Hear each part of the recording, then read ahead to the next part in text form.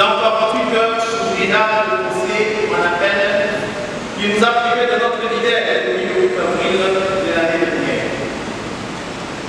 Dans un contexte particulier qui le trouve malade, dépourvu de ses moyens physiques. C'est ici l'occasion plus que jamais de réitérer notre profonde préoccupation quant à la dégradation de la santé de l'honorable et solliciter une fois de plus son évaluation pour des soins appropriés afin qu'il recouvre sa santé.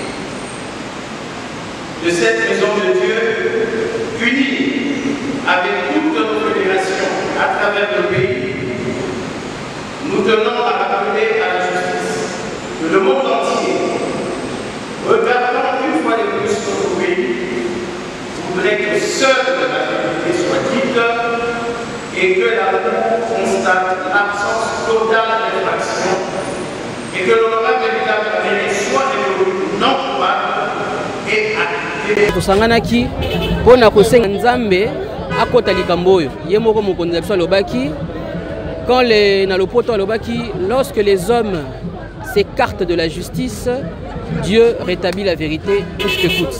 Yango toyaki lelo pona kosambela tosenga na Nzambe asimba mitema ba juge baloba bosolo oyo le moment kité mbula oyo tikoli. Toyaki tozongisi nyonso na maboko ya Nzambe pe tokanisi ke kala mingi te tokosepela. Oyebi mokonzi na biso depuis kala tolobaka yango aza innocent na makambo nyonso oyo.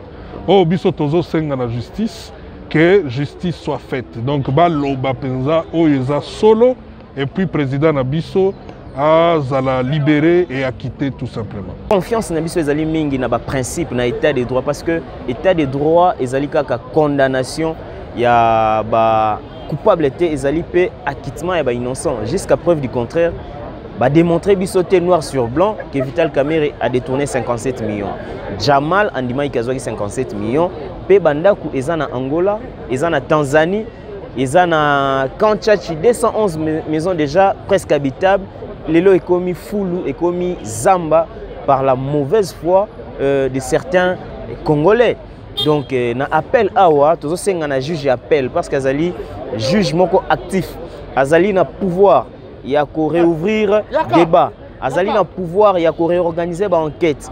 Tous ceux qui ont à tenir compte na ba éléments nouveaux oyo notamment gouvernement le baki banda ko ezali ba côté en place une commission pour quelqu'un ne constate banda ko ezana Angola par-ci par-là.